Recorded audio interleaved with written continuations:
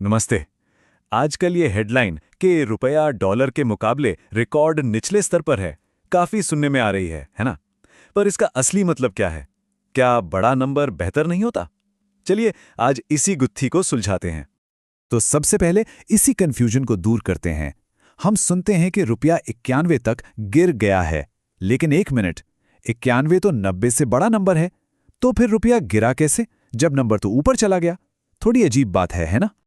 देखिए, इससे समझने के लिए ना एक काम करते हैं। करेंसी को थोड़ी देर के लिए साइड में रखते हैं और एक बहुत ही आम सी चीज की बात करते हैं जो इस पूरे कॉन्सेप्ट को एकदम साफ कर देगी। टमाटर।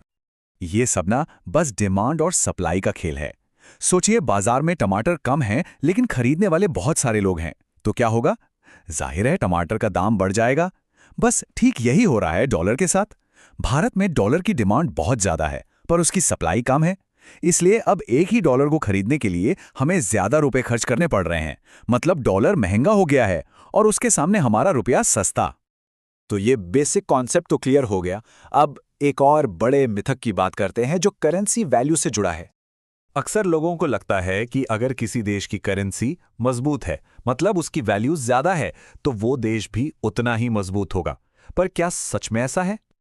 चलिए कुछ उदाहरण देखते हैं।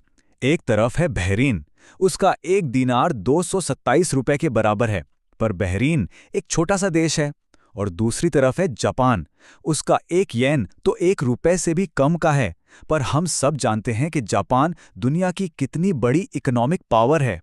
तो साफ है, सिर्फ करेंसी की कीमत से पूरी कहानी पता नहीं चलती। और ये कहानी सिर्फ जापान तक ही सीमित नहीं है। जरा इस टेबल को देखिए। एक अमेरिकी डॉलर 1400 से भी ज्यादा साउथ कोरियन वॉन के बराबर है। फिर भी साउथ कोरिया की इकोनॉमी हमसे मजबूत है। वहीं $1 सिर्फ 65 अफगानी के बराबर है। लेकिन भारत की अर्थव्यवस्था कहीं ज्यादा शक्तिशाली है। इससे क्या पता चलता है? यही कि करेंसी का नंबर देश की आर्थिक ताकत का सही पैमाना नहीं होता।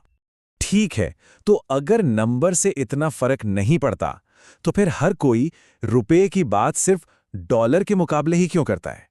भाई, डॉलर में ऐसा क्या खास है? वजह है डॉलर का पूरी दुनिया पर दबदबा। देखिए, दुनिया का करीब 60% व्यापार डॉलर में होता है। अब इसका मतलब यह है कि जब भारत को कच्चा तेल या कोई और ज़रूरी सामान मंगाना होता है ना, तो पेमेंट हमें डॉलर्स में ही करना पड़ता है। तो जाहिर है जब डॉलर महंगा होगा तो हमारे लिए वो सारी चीज़ें अपने आप महंगी हो जाएंगी। इसीलिए डॉलर के सामने रुपए का गिरना हमें इतना चुभता है। आज की हालत को समझने के लिए ना थोड़ा पीछे चलना होगा। रुपए की हिस्ट्री देखनी होगी। हमेशा से ऐसा नहीं था। 1947 में $1 करीब 3.30 रुपए का था। फिर 1966 के युद्ध और 1991 में आर्थिक सुधार जैसे बड़े बदलाव आए और इन सब के साथ रुपया आज यहां तक पहुंचा है। तो कॉन्टेक्स्ट तो हमें समझ आ गया। अब जरा उन 4 मुख्य कारणों को समझते हैं जिनकी वजह से रुपया आज कमजोर हुआ है। पहला कारण है FIIs का पैसा निकालना। मतलब जो विदेशी निवेशक हैं, उन्होंने भारतीय बाजार से लगभग $18.4 बिलियन बाहर निकाल लिए हैं। अब जब वो अपना पैसा वापस ले जाते हैं तो वो रुपए को डॉलर में बदलते हैं।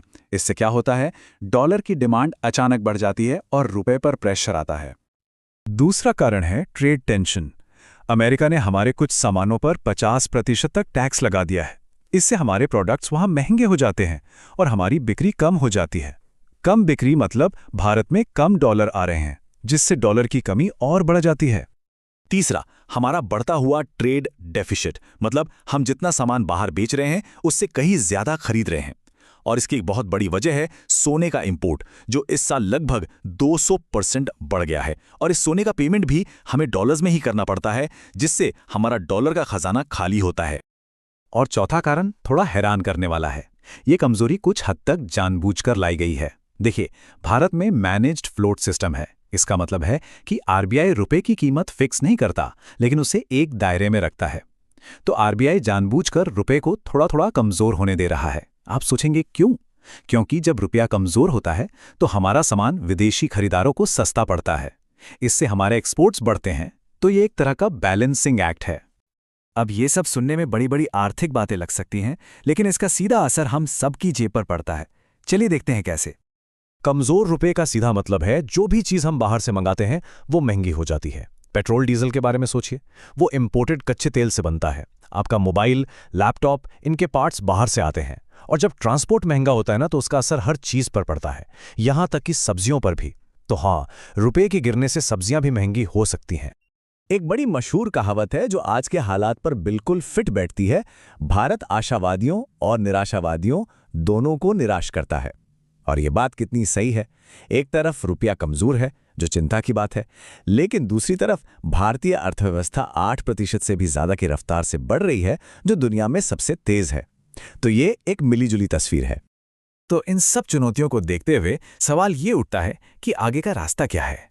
रुपए को मजबूत करने के लिए लंबे समय में क्या किया जा सकता है? एक्सपर्ट्स अक्सर 3 बातों पर जोर देते हैं। पहला, देश में बिजनेस करना आसान बनाया जाए ताकि बाहर से ज्यादा इन्वेस्टमेंट आए और डॉलर आए। दूसरा, ब्रांड इंडिया को चमकाया जाए, टूरिज्म को बढ़ावा दिया जाए, क्योंकि टूरिस्ट भी तो अपने साथ डॉलर लाते हैं। और तीसरा, एक इंडिया फर्स्ट की सोच अपनाई जाए। हम लोकल ब्रांड्स को सपोर्ट करें ताकि इंपोर्ट पर हमारी निर्भरता कम हो। और यहीं पर आकर हम एक आखिरी सवाल पे रुकते हैं। किसी भी देश की करेंसी की सेहत सिर्फ सरकारें या बैंक तय नहीं करते। ये उन छोटे छोटे आर्थिक फैसलों से भी तय होती है जो हम सब हर रोज लेते हैं। तो सोचने वाली बात यह है कि अगर इंपोर्ट करने की हमारी आदतें इस प्रॉब्लम का हिस्सा हैं, तो क्या हम सब एक कंज्यूमर के तौर पे इस सॉल्यूशन का हिस्सा भी नहीं बन सकते?